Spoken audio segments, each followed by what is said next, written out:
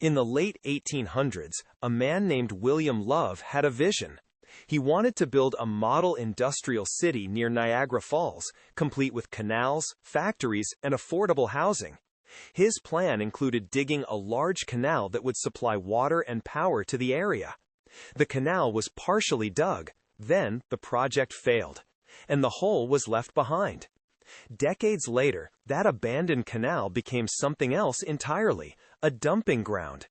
Between the 1940s and 1950s, a chemical company buried more than 21,000 tons of toxic chemical waste in the unfinished canal.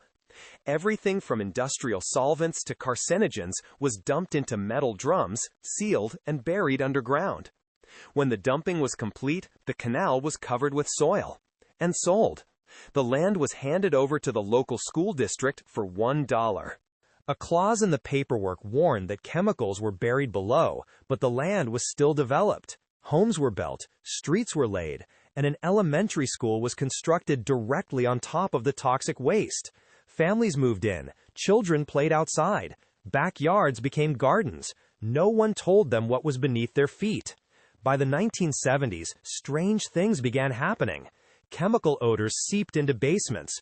Oily residues bubbled up through the soil. Black sludge appeared after rainstorms. Grass died in patches. Pets became sick. Children developed unexplained rashes, seizures, and respiratory problems. Miscarriages became common. Birth defects followed. Residents complained. Officials dismissed them. They were told the chemicals were contained. They were told it was safe. They were wrong. Years of unusually heavy rain caused groundwater to rise, breaking through the buried chemical layers. Toxic waste began migrating into homes, playgrounds, and storm drains. What had been buried decades earlier was now moving, and people were living in it. Tests eventually confirmed the worst. The neighborhood was saturated with dangerous chemicals. Some were known carcinogens. Others caused neurological damage, reproductive harm, and organ failure. Families had been exposed for years. Public outrage grew. Mothers organized. Residents protested. They demanded relocation. At first, the government resisted. Then, the evidence became impossible to ignore. In 1978, Love Canal was declared a public health emergency. Hundreds of families were evacuated. Homes were abandoned. Entire blocks were fenced off. The neighborhood became a symbol, not of accident, but of negligence. The company responsible insisted it had followed the laws of the time. Legally, they were correct. Morally, the damage was already done. The Love Canal disaster led to massive change. It helped create the Superfund program, allowing the federal government to clean up toxic waste sites and hold polluters financially responsible. It reshaped environmental law. But it came too late for many families. The land was eventually remediated. Some areas were resettled, but the trust was gone. Love Canal wasn't a natural disaster. It wasn't unavoidable.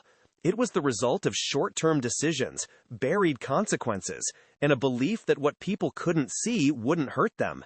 For decades, families lived on poison, not because they chose to, but because no one told them the truth. This is WTF History.